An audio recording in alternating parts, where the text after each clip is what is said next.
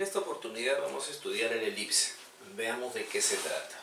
La elipse es un lugar geométrico conformado por todos los puntos que se encuentran en el plano, tal que la suma de la distancia de ese punto a dos puntos fijos llamados focos siempre es igual a una constante que vale 2 veces a, y que por cierto siempre es mayor que la distancia entre los puntos fijos. Bueno, en el gráfico observarás que F1 y F2 son los puntos fijos. Entre ellos hay una cierta longitud.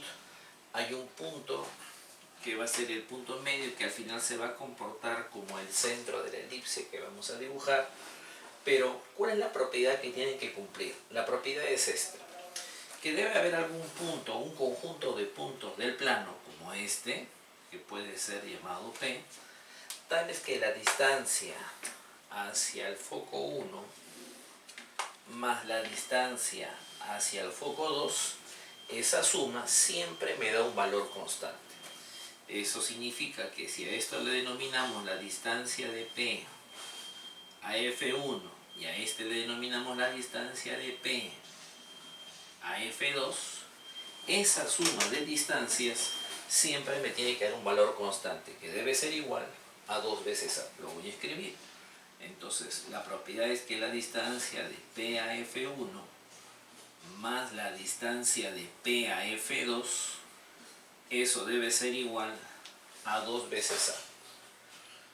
Entonces, deben haber más puntos en este plano que cumplan esta condición, que la distancia del punto a F1 más la distancia del punto a F2 debe darme 2a.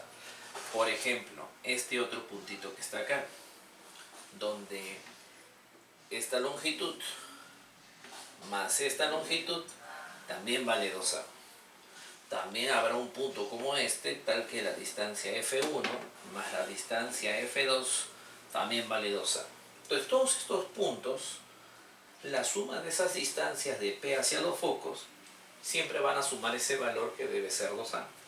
Si tomáramos todos los puntos que cumplen con esa condición, vamos a encontrar entonces esta figura, que son las que yo estoy en este momento formando. Entonces, todos estos puntitos cumplen con esa condición, que si agarro uno de esos puntos y los uno a los focos y calculo sus distancias y yo los sumo, siempre tiene que darme 2 veces a. Para que tengan una idea a qué se refiere con los valores de a es la distancia que hay de este punto, que es el centro, hacia este extremo, que es el vértice. Entonces, esto se llama a. De la misma forma, si me voy hacia el otro lado, esto también debería valer a. Así que esta longitud de rojo, esa suma de distancias, siempre debe ser igual a esto, que es lo que ustedes ven de azul, 2 veces a. ¿Qué elementos existen en una elipse? Veamos acá. En principio tenemos los focos, F1 y F2, que eran los puntos fijos. ¿Qué otros elementos más tiene una elipse? Bueno, empecemos con los focos, F1 y F2.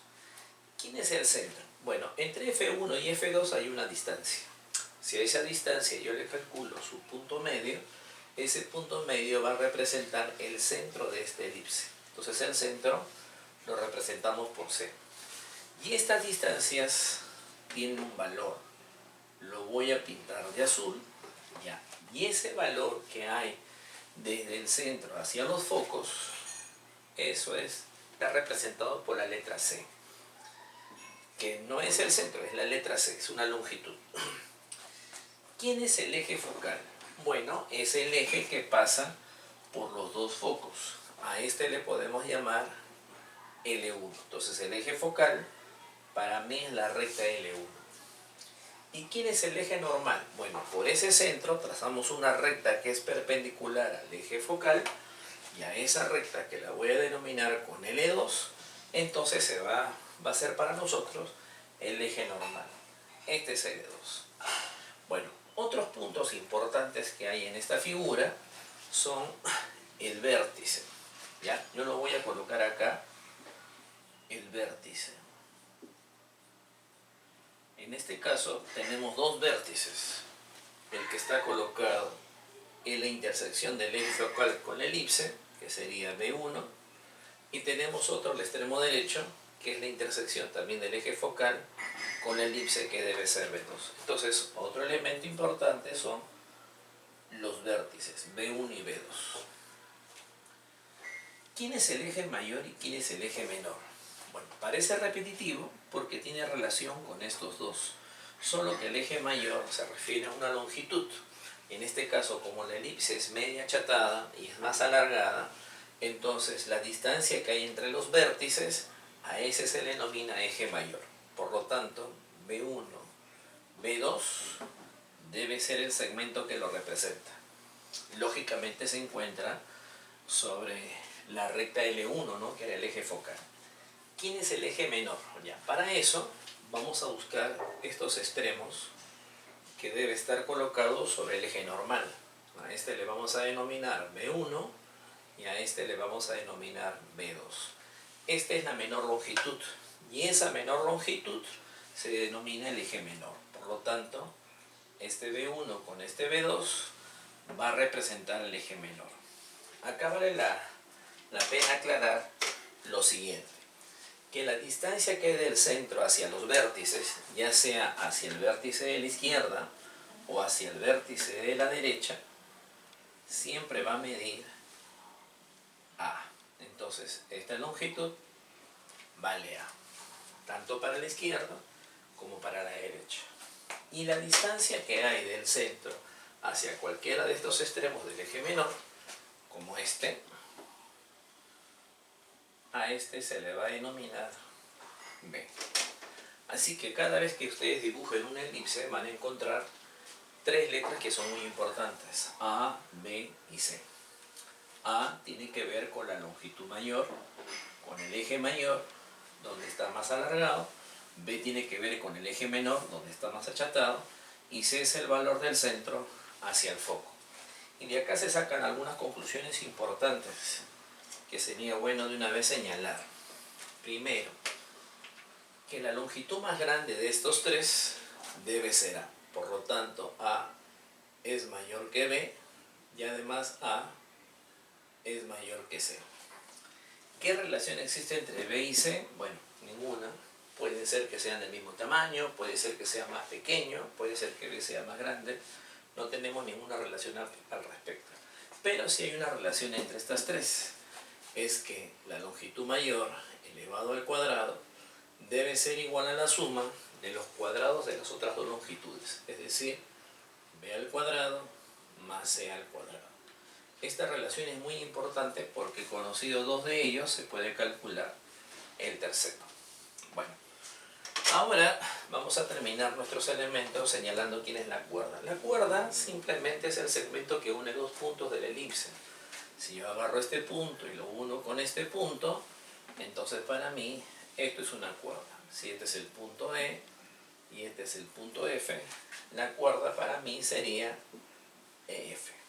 ¿Quién es una cuerda focal? Bueno, una cuerda que está pasando por el foco. Por ejemplo, si yo trazara esta línea que está pasando por el foco y que une dos puntos de la elipse, como G, como H, entonces la cuerda focal sería GH. Pero si nosotros hacemos pasar una cuerda por el foco, pero que forme con el eje mayor un ángulo de 90, como este, a ese se le va a denominar el lado recto. Este es L y esto es R. Entonces, acá debe estar el lado recto, LR. Finalmente, vamos a colocar, al igual que los vértices, que era un elemento importante, se acordarán en la parábola, y la directriz, que era otro elemento importante en la parábola, lo voy a escribir acá. Acá también hay directrices. ¿Quiénes serían las directrices? Bueno, las rectas que ustedes ven acá, que los voy a denominar con L3 y L4 para no confundir con estas dos. Entonces las directrices serían L3 y L4. Por cierto, las fórmulas que hemos usado para la parábola no las van a usar ustedes interesa acá. Con esto entonces creo que tenemos una idea de quién es la elipse.